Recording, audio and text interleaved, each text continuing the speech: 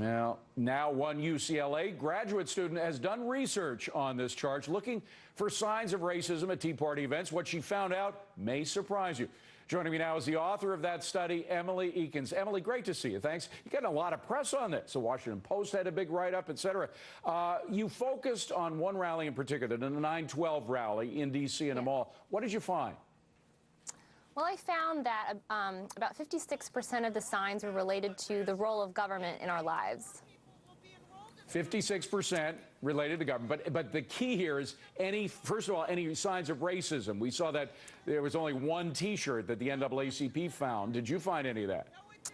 Well, I found about 6% of the signs were controversial in nature, and these they had undertones of racism, issues of Islam, anger over the mosque in New York City, and also those casting doubt about whether President Obama is a U.S. citizen. But I had to kind of put them, birthers, I had to put them all into one group in order to kind of keep, to get that 6%. So really, at this particular rally, not very many people put those signs up. Okay, here's one that we see somewhere in Kenya as a village missing its idiot. That's one of them. Another one, Obama bin Lion. So those kind of comments. Any direct racist comments using the N-word or something like that?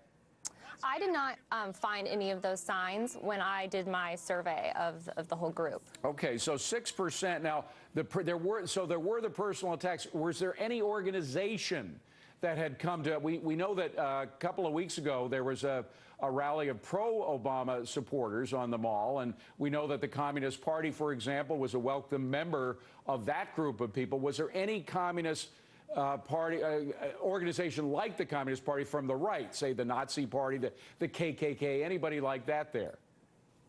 Not to my knowledge. I really couldn't say. I didn't see signs that were overt, but I tried to be as generous as possible in kind of describing the most controversial signs. If anyone could have potentially said this was controversial, I categorized it like that. So, we'd be very, very generous in how we're defining that controversial category. Now, that was the one rally. This was the 9/12 rally. Are you going to go around and continue to do this? You have kind of a template now for how to judge whether or not these rallies have racists in them. Are you going to do this at other rallies?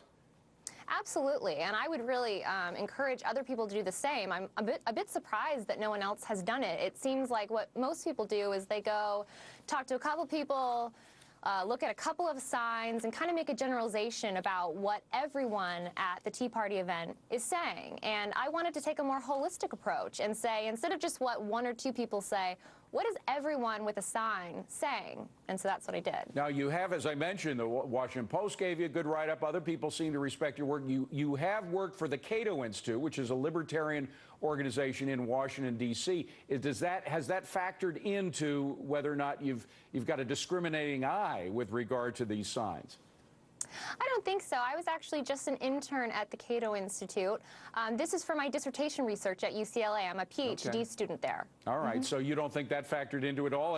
And to your credit, neither did the Washington Post or others. So you're a pretty neutral source with all this. Well, you're doing a great service. I mean, it is a charge that's been thrown out so easily by so many people. By the way, there was one incident that happened several months ago when the health care debate was at its zenith, and there were a number of black congressmen who were working their way back into Congress. I think we have the tape. There it is, where they claimed that there were racial slurs thrown at them as they were walking through.